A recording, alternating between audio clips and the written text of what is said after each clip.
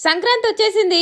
మరి ఎంతమంది అమ్మ వాళ్ళ ఇంటికి వెళ్తున్నారు చెప్పండి. నేనైతే మా అమ్మ వాళ్ళ ఇంటికి బయలుదేరిపోతున్నాను. బ్యాక్ టు బ్యాక్ వీడియోస్ పెట్టడం వల్ల నువ్వు మీ అమ్మ వాళ్ళ ఇంటి దగ్గర ఉన్నావా లేదా అత్తమ్మ వాళ్ళ ఇంటి దగ్గర ఉన్నావా మాకు అర్థం కావట్లేదు అనుకునే వాళ్ళు చాలా మంది ఉన్నారు. లాస్ట్ జనవరి 1st కి మా అమ్మ వాళ్ళ ఇంటికి వెళ్ళింది. తర్వాత ఇప్పటి వరకు వెళ్ళలేదు. ఆల్మోస్ట్ 10 to 15 days అయిపోయింది కదా. తొందరగా ఇంటికి వెళ్ళాలన్న ఉత్సాహంలో చాలా ఫాస్ట్ గా రెడీ అయిపోతుంది. పెళ్ళైన తర్వాత ఫస్ట్ టైం వచ్చిన సంక్రాంతి. ఇంకా సంక్రాంతి అంటేనే అల్లుడు కూతురు పుట్టింటికి రావడం కదా. ఇంకా ఈ సంక్రాంతి ఎలా సెలబ్రేట్ చేసుకుంటామని చెప్పి మీతో కూడా షేర్ చేసుకుంటాను. అవును, మీరు ఎలా సంక్రాంతిని సెలబ్రేట్ చేసుకుంటారు కామెంట్ చేసేయండి. అమ్మమ్మ వాళ్ళ ఊర్లో సంక్రాంతి చాలా బాగా సెలబ్రేట్ చేస్తారు. గొబ్బిళ్ళు చేస్తారు, స్వీట్స్ కానీ. ఇంకా మా అమ్మమ్మ వాళ్ళ ఇల్లు అంటే కామన్ కదా, అందరు పిల్లలు కలిసేసి అమ్మమ్మ వాళ్ళ ఇంటికి వెళ్ళిపోతారు.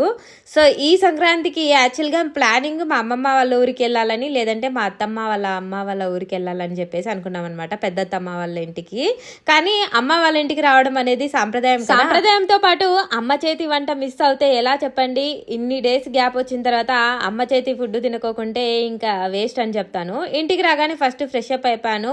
పొద్దునే మా అమ్మ చేపల పులుసు, చికెన్ కర్రీ అండ్ అలాగే వైట్ రైస్, కలర్ రైస్ ఇవన్నీ చేశారనమాట. సూపర్గా తినేసాం.